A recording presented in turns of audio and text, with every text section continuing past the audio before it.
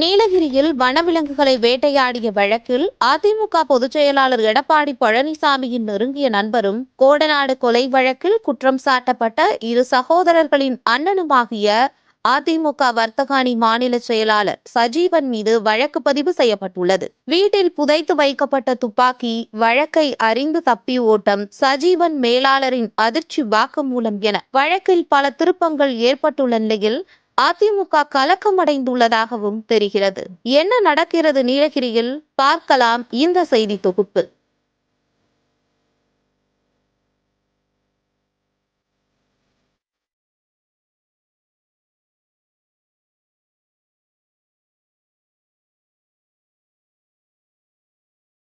மலைகளின் அரசு என அழைக்கப்படும் நீலகிரி 55% வனப்பகுதி மிகுந்த மாவட்டமாகும். இங்குள்ள வனப்பகுதிகளில் இந்தியாவிலேயே அதிகமான புலிகள், யானைகள், காட்டெருமைகள், சிறுத்தை, கரடி, மான் இனங்கள் உள்ளிட்டவை வாழ்ந்து வருகின்றன. இந்த நிலையில் கடந்த 20ஆம் தேதி நீலகிரி வனக்கோட்டத்திற்கு உட்பட்ட சில்வர் கிளவுட் தோட்டத்தில் இபிஎஸ்ஸின் நெருங்கிய நண்பரும் அதிமுக வர்த்தக அணியின் மாநில செயலாளருமான சஜீவன் வனவிலங்குகளை வேட்டையாடி தனது வீட்டில் பதுக்கி வைத்துள்ளதாக வனத்துறைக்கு ரகசிய தகவல் கிடைத்தது. கோடநாடு கொலை வழக்கில் குற்றம் சாட்டப்பட்ட சுனில், சிபி ஆகியோரின் அண்ணன் சஜீவன் என்பதும் குறிப்பிடத்தக்கது.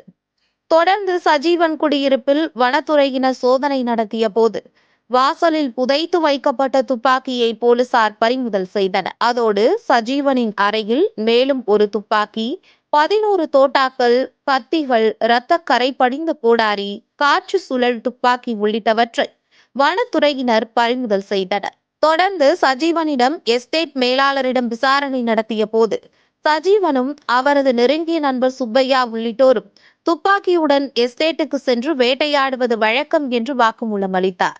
இதையடுத்து குற்றச்செயலில் ஈடுபட்டதாக சஜீவன், பைசல், சாபு ஜேக்கப், பரமன், ஸ்ரீகுமார், சுபைர் ஆகியோர் மீது வழக்கு பதிவு செய்யப்பட்டுள்ளது. இதை அறிந்து சஜீவன் உள்ளிட்ட மூவர் தலைமறைவான நிலையில் பைசல், சாபு ஜேக்கப், பரமன் ஆகியோரை வனத்துறையினர் கைது செய்தனர். தொடர்ந்து வழக்கின் முக்கிய குற்றவாளியாக சஜீவனை அறிவித்து தனிப்படை அமைத்து அவரை வனத்துறையினர் தேடி வருகின்றனர். நடந்து முடிந்த நாடாளுமன்ற தேர்தலில் அதிமுக தேர்தல் பொறுப்பாளராக சஜீவன் செயல்பட்டதும் குறிப்பிடத்தக்கது. ஏற்கனவே கோடநாடு கொலை கொள்ளை வழக்கில் அதிமுக கலக்கத்திலேயே உள்ள நிலையில் இந்த வழக்கானது மேலும் ஒரு தலைவலியை அக்கட்சிக்கு ஏற்படுத்தி உள்ளதாக அரசியல் கட்சியின் விமர்சகர்கள் கருத்து தெரிவித்து வருகின்றனர்.